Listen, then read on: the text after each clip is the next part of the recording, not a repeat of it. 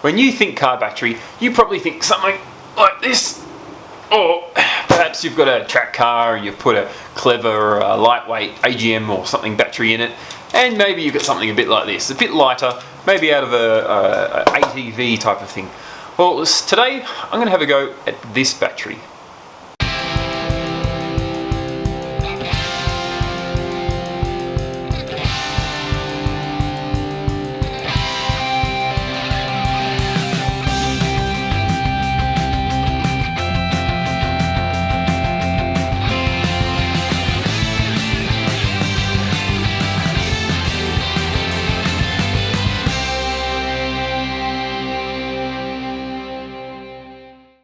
G'day folks, and welcome again to Turbo Build. My name's Brendan, it's fantastic to have you here, and today I'm going to talk to you about my new battery idea. So over the years I've had a few different types of battery in my track car, from the Deca AGM batteries, which were pretty capable, lasted quite a long time, certainly held up to race car, track car sort of demands, and were reasonably lightweight for the type of battery they were, but they weren't light enough. And so I've gone and bought myself a couple of these zippy Hobby King branded lithium iron phosphate batteries. So they're not as bad as your other, it is, if you didn't realise, an RC car battery.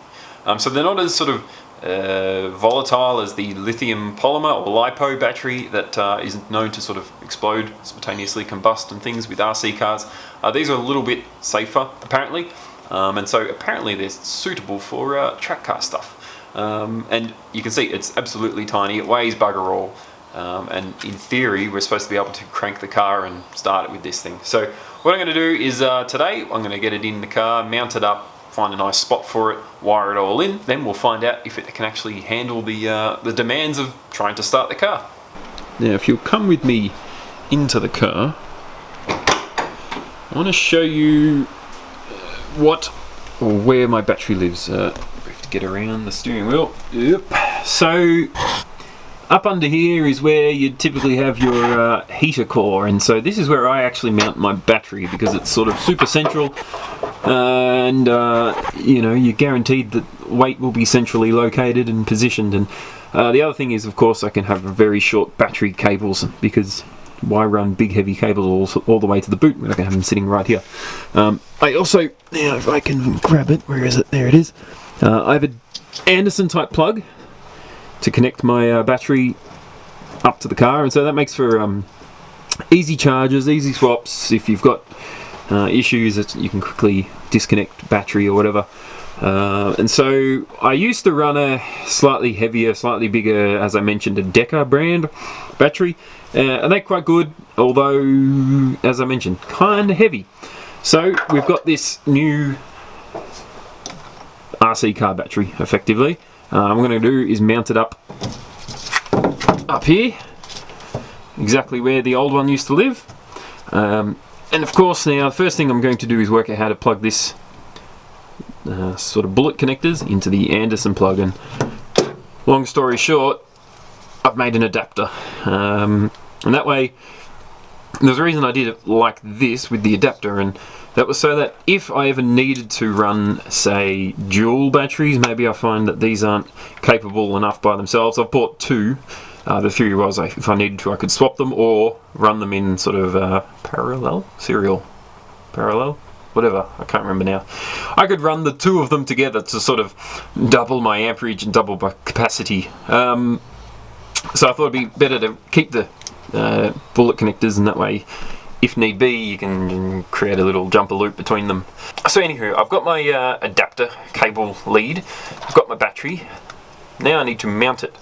So what I'm going to do is I'm going to design it in CAD and 3D print it. So over to the PC now, and I've loaded up Fusion 360 to do this drawing. I started off by marking out the two distances between the mounting holes, drawing out a bit of a rectangle around the sort of general shape of the battery, then adding some thickness to the walls, adding to the feet so that we've got a bit of structure. I gave the base of the holder a fair bit of thickness, and that was kind of rudimentary insulation layer. Then, as I was happy with that, I drew up a loop for the top to hold the battery in place. That was effectively sort of a duplicate of the bottom bit with a bit of a loop around the top. Then, of course, we're talking about lightning here, so I made some lightweight holes in the whole thing. They were just circles. I'm sure that someone out there will tell me that there's better ways to do it, but circles are easy to draw, so I just threw those in. Filleted all of the edges to give them some nice curvy roundovers, and that was pretty much, more or less, the drawing done. I, for some reason, made it all red. I don't know why I did that, but there you go. I separated the two parts and laid them up so that I have them in a nice, ready to go position for the 3D print.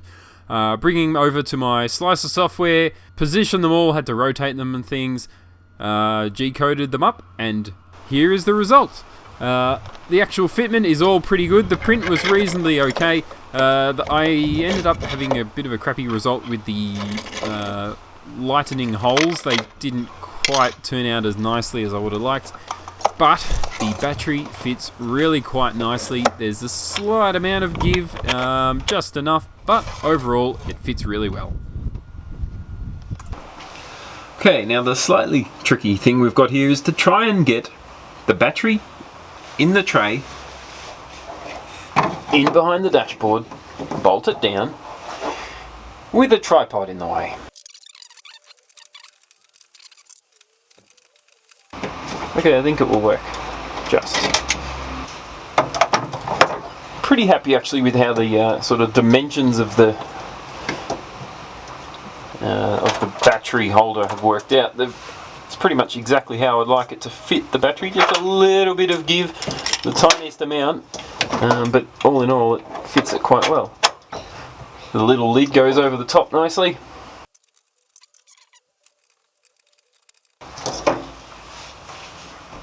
Just need to snug up the bolts, and happy days. I'm chuffed, that looks awesome. It's super solid, it'll definitely never run away. And massively lightweight. And so, it's the moment of truth. Will the car start?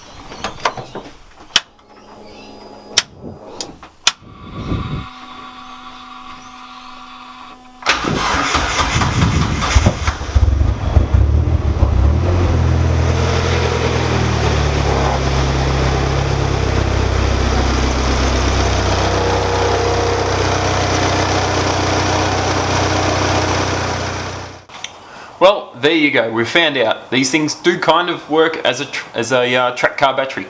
I guess time will tell whether or not this thing lasts. That's I guess the real question is, does it outlast a normal battery like this big fella here?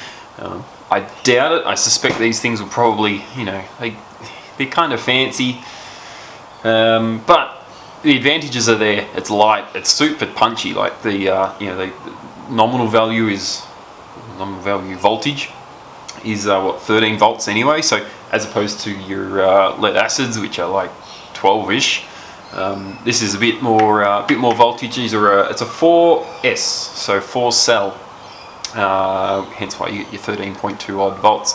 When they're fully charged, they got some real punch to them. So anyway, that's it from me. Thank you very much for watching. As always, don't forget to hit subscribe if you're new here, and hit the like button if you enjoyed the content. Thank you very much for watching. We'll see you next time.